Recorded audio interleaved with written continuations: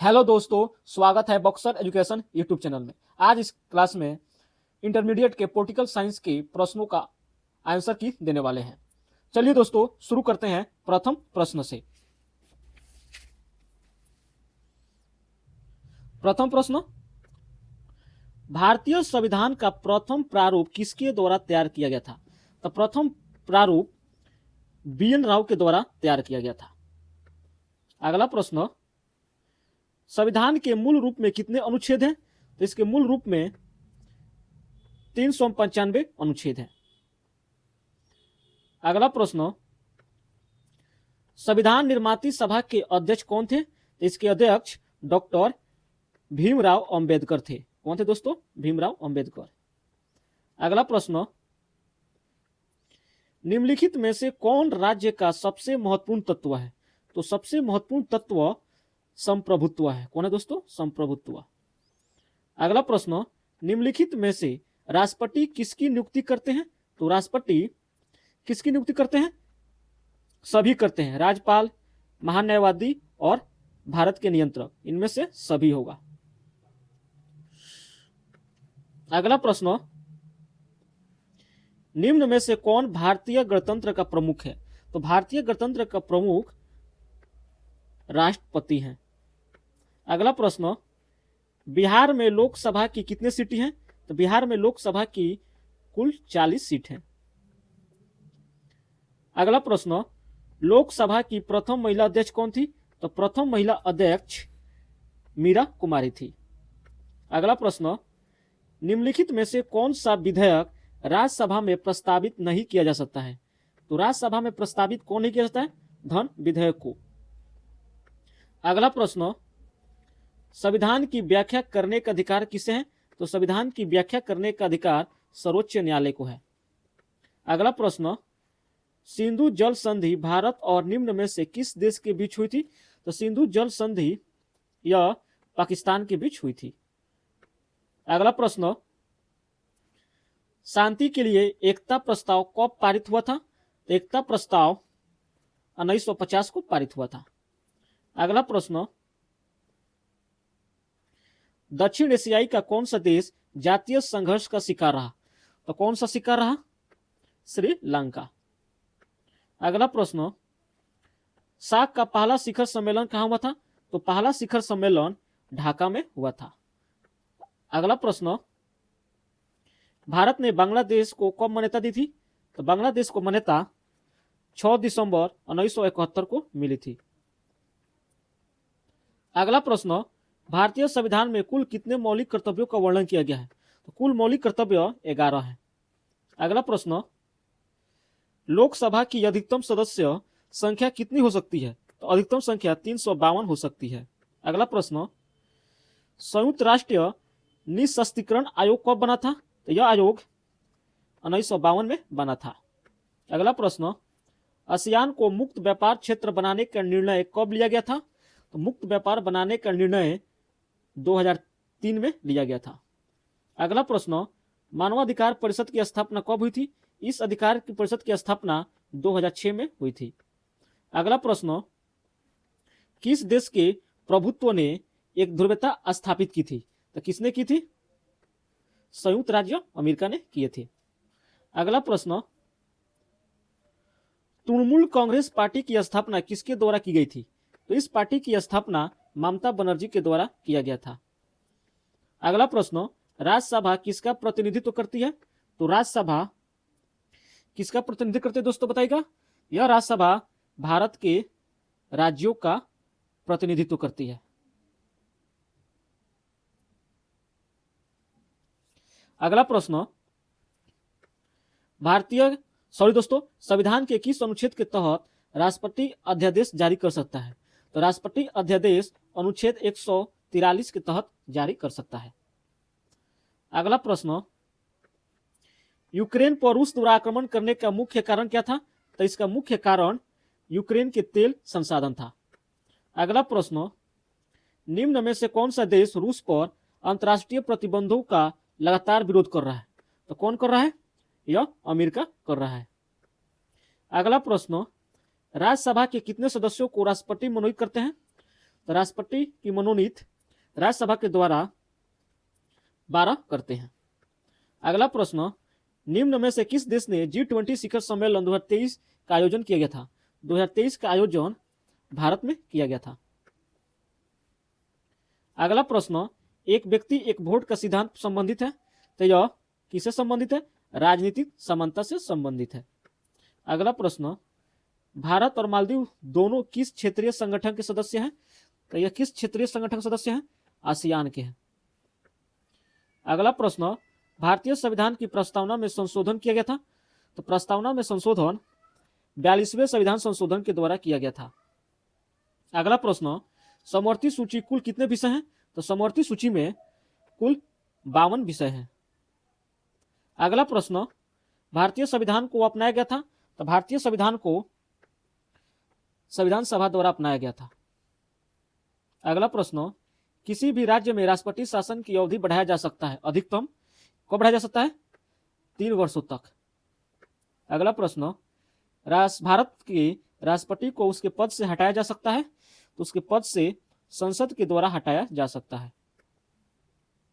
अगला प्रश्न, भारत के किस राष्ट्रपति को मिसाइल मैन की संज्ञा दी गई है? तो मिसाइल मैन की संज्ञा डॉक्टर FJ अब्दुल कलाम को दिया गया है। अगला प्रश्न, राष्ट्रपति पद के उम्मीदवार के लिए क्या आवश्यक नहीं है? तो इसमें क्या आवश्यक नहीं है? कम से कम स्नातक डिग्री की यह आवश्यक नहीं है। निम्न में से कौन दूसरों से असंगत है? तो दूसरों से कौन असंगत है? यह पंडित जवाहरलाल नेहरू दूसरों से अलग है। अगला प्रश्न, योजना आयोग के प्रथम अध्यक्ष कौन थे? तो योजना आयोग के प्रथम अध्यक्ष पंडित जवाहरलाल नेहरू थे। अगला प्रश्न, न्यायिक पुनर्विलोकन की व्यवस्था है, इसकी व्यवस्था कहाँ है दोस्तों? न्यायिक पुनर्विलोकन की व्यवस्था केवल अमेरिका में है। अगला प्रश्न, संविधान संशोधन विधेयक संसद के किस सदन में प्रस्तुत किया जा सकता है? तो यह लोकसभा और राज्यसभा दोनों में प्रस्तुत किया जा सकता है। संविधान का 106वां संशोधन संबंधित है। 106वां संशोधन स्थानीय स्वशासन से संबंधित है। संविधान के किस भाग में केंद्र राज्य संबंध का वर्णन किया गया है? तो केंद्र राज्य संबंध का वर्णन भाग 11 में किया गया है। अगला प्रश्न, सूचना का अधिकार आंदोलन की शुरुआत कहां हुई थी? तो इस आंदोलन की शुरुआत राजस्थान में हुई थी। अगला प्रश्न, किस प्रधानमंत्री ने मंडल आयोग की सिफारिश को लागू किया है? तो मंडल आयोग की सिफारिश को BP सिंह ने लागू किया है। अगला प्रश्न, फरक्का समझौता क्या है? तो फरक्का समझौता जल नदी संधि है। अगला प्रश्न, प्रथम अन्य पिछड़ा वर्ग आयोग की अध्यक्ष कौन थे? तो इस आयोग के अध्यक्ष कौन थे दोस्तों? काका कालेकर थे। अगला प्रश्न, भारतीय संसद में महिलाओं के लिए कितने प्रतिशत स्थान आरक्षित करने का निर्णय लिया गया है? तो कितने प्रतिशत? यह 33%। वित्त विधेयक को राज्यसभा कितने दिन तक रोक सकती है? तो राज्यसभा 14 दिन तक रोक सकती है।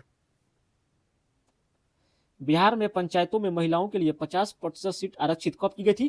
तो 50% सीट आरक्षित 2006 में किया गया था। नीति आयोग के वर्तमान अध्यक्ष कौन है? तो नीति आयोग के वर्तमान अध्यक्ष नरेंद्र मोदी है। भारतीय उपमहाद्वीप में सबसे पहले सैनिक शासन किस देश में स्थापित हुआ था? तो सैनिक शासन पाकिस्तान में हुआ था। अगला प्रश्न, निम्न में से कौन सा देश धर्म सापेक्ष नहीं है? तो धर्म सापेक्ष कौन नहीं है दोस्तों? यह नेपाल है। अगला प्रश्न, संविधान संशोधन प्रक्रिया का वर्णन किस अनुच्छेद से है? तो यह अनुच्छेद 368 से है। निम्न में से कौन एक मौलिक अधिकार नहीं है? तो मौलिक अधिकार कौन नहीं है दोस्तों? यह है संपत्ति का अधिकार एक मौलिक अधिकार नहीं है। भारत कैसा राज्य है? तो भारत कैसा राज्य है? धर्मनिरपेक्ष, समाजवादी, प्रभुत्व, इनमें से सभी है। सुंदरलाल बहुगुणा का संबंध निम्न में से किस आंदोलन से है? तो इनका संबंध चिपको आंदोलन से है। भारतीय संविधान में किस प्रकार की शासन प्रणाली की व्यवस्था अपनाई गई है? तो इसमें संसदात्मक शासन प्रणाली की व्यवस्था अपनाई गई है। निम्नलिखित में से कौन सा शब्द संविधान की प्रस्तावना में नहीं है? तो संविधान की प्रस्तावना में कौन नहीं है? लोक कल्याण। अगला प्रश्न, निम्नलिखित में से कौन भारत को धर्मनिरपेक्ष राज्य के रूप में वर्णित करता है? तो भारत को धर्मनिरपेक्ष राज्य के रूप में संविधान की प्रस्तावना में वर्णित करता है। निम्न में से कौन सा सैन्य संगठन पश्चिमी गुट के द्वारा नहीं बनाया गया है? तो पश्चिमी गुट के द्वारा किसको नहीं बनाया गया है? वर्सा पैक्ट को। नाटो का मतलब क्या है? तो नाटो का मतलब क्या है? North Atlantic Treaty Organisation. अगला प्रश्न, अगला प्रश्न, वर्सा संधि का प्रमुख कार्य क्या था? तो वर्सा संधि का प्रमुख कार्य यूरोप में नाटो सेनाओं का मुकाबला करना। निम्न में से कौन सी घटना द्वितीय विश्व युद्ध के बाद की है? तो द्वितीय विश्व युद्ध के बाद राष्ट्रसंघ की स्थापना हुई है। निम्न में से कौन भारत के विदेश नीति का मुख्य आधार नहीं था? तो मुख्य आधार कौन नहीं था? तेज गति से आर्थिक विकास को बढ़ावा देना। पंचशील समझौता को किन दो देशों ने हस्ताक्षर किए हैं? तो यह भारत और चीन ने किया है। वर्सा पैक्ट किस संगठन के प्रतिकार के रूप में किया गया था? तो वर्सा पैक्ट नाटो के प्रतिकार के रूप में किया गया था। निम्न में से कौन भारत चीन के बीच विवाद का बिंदु नहीं है? तो कौन नहीं है? यह गलवान घाटी। 1977 के आम चुनाव के बाद भारत के प्रधानमंत्री कौन हुए थे? तो भारत के प्रधानमंत्री मोरारजी देसाई हुए थे। योजना आयोग का गठन किस वर्ष हुआ था? तो योजना आयोग का गठन 1950 में हुआ था। एक वर्ष में कम से कम कितनी बार संसद की बैठक होनी चाहिए?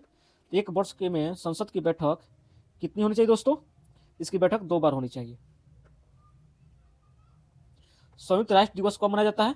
तो संयुक्त राष्ट्र दिवस 24 अक्टूबर को मनाते हैं। निम्नलिखित में से किस वाद में उच्चतम न्यायालय ने संविधान के मूल ढांचे का सिद्धांत प्रतिपादित किया था? तो इसका केशवानंद भारती ने किया था। किसने किया दोस्तों? केशवानंद भारती ने किया था। भारत में न्यायिक पुनर्विलोकन का आधार क्या है? तो न्यायिक पुनर्विलोकन का आधार विधि का शासन है। किस अनुच्छेद के तहत उच्चतम न्यायालय भारतीय नागरिकों के अधिकारों की रक्षा करता है? तो यह अनुच्छेद 32। निम्नलिखित में से कौन भारत के राष्ट्रपति की इच्छा तक ही पद पर बने रहते हैं? तो राष्ट्रपति के इच्छा तक पद पर कौन बने रहते हैं? यह राज्यपाल है। भारत में अब तक कितनी बार वित्तीय आपातकाल की घोषणा की गई है? तो वित्तीय आपातकाल की घोषणा अभी तक नहीं की गई है। किस अनुच्छेद के तहत राष्ट्रपति राष्ट्रीय आपातकाल घोषणा की गई है? तो राष्ट्रीय आपातकाल की घोषणा अनुच्छेद 352 के तहत किया गया। भारत में मानवाधिकार संरक्षण अधिनियम कब लागू हुआ था? तो मानव संरक्षण अधिनियम 1993 में लागू हुआ था। संसद में पहला लोकपाल विधेयक कब पेश किया गया था? तो पहला लोकपाल विधेयक कब पेश किया गया दोस्तों? इसे बताइए दोस्तों, पेश किया था? यह 1968 में पेश किया गया था। निम्न में से भारत का मालदीव में रणनीति हित का मुख्य कारण कौन है? तो इसका मुख्य कारण सांस्कृतिक और भाषाई संबंध है। हाल ही में भारत और मालदीव के संबंधों को प्रभावित करने वाला प्रमुख कारक कौन सा है? तो प्रमुख कारक क्या है? यह मालदीव में भारतीय सैनिकों की उपस्थिति। निम्न में से कौन सार्क का सदस्य नहीं है? तो सार्क का सदस्य कौन नहीं है? म्यांमार है। कौन नहीं है दोस्तों? सार्क का सदस्य कौन नहीं है? म्यांमार नहीं है। भारत और चीन की लड़ाई कब हुई थी? तो भारत और चीन की लड़ाई 1962 में हुई थी। यूरो क्या है? तो यूरो क्या है दोस्तों? यूरोपीय संघ की मुद्रा है। मैकमोहन रेखा कहां स्थित है? यह रेखा अरुणाचल प्रदेश में स्थित है। भूमंडलीकरण किस विचारधारा पर आधारित है? तो यह किस विचारधारा पर आधारित है? यह उदारवादी विचारधारा पर आधारित है। एशिया का कौन सा देश G7 का सदस्य नहीं है? तो G7 का सदस्य कौन नहीं है?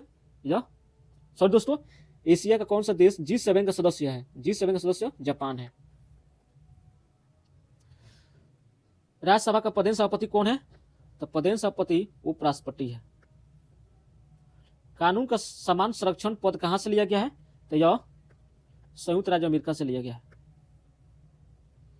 निम्नलिखित में से किसे लघु संविधान कहा जाता है? लघु संविधान 42वां संविधान संशोधन को कहा जाता है। निम्नलिखित में से कौन एक संवैधानिक निकाय नहीं है? तो संवैधानिक निकाय कौन नहीं है दोस्तों? नीति आयोग। भारत में पंचायती राज प्रतिनिधित्व करता है? तो पंचायती राज प्रतिनिधित्व करता है इनमें से सभी को करता है। अगला प्रश्न, भारत में सबसे पहले पंचायती राज की शुरुआत कहां हुई थी? तो पंचायती राज की शुरुआत राजस्थान में हुई थी। भारत में पंचायती राज व्यवस्था का शिल्पी किसे कहा जाता है? तो पंचायती राज व्यवस्था का शिल्पी एल.एम. सिंघवी को कहते हैं। अंतर्राष्ट्रीय हिंसा दिवस कब मनाया जाता है? तो अंतर्राष्ट्रीय हिंसा दिवस 2 अक्टूबर को मनाते हैं। यह ऑप्शन में नहीं दिया गया। दल विहीन लोकतंत्र के पक्षधर कौन है? तो दल विहीन लोकतंत्र के पक्षधर जयप्रकाश नारायण है। वर्तमान में भारत में उच्च न्यायालयों की संख्या कितनी है? उच्च न्यायालयों की संख्या 25 है।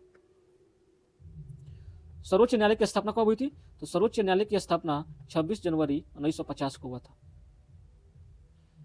संघात्मक शासन प्रणाली की शुरुआत कहां हुई थी? तो इस प्रणाली की शुरुआत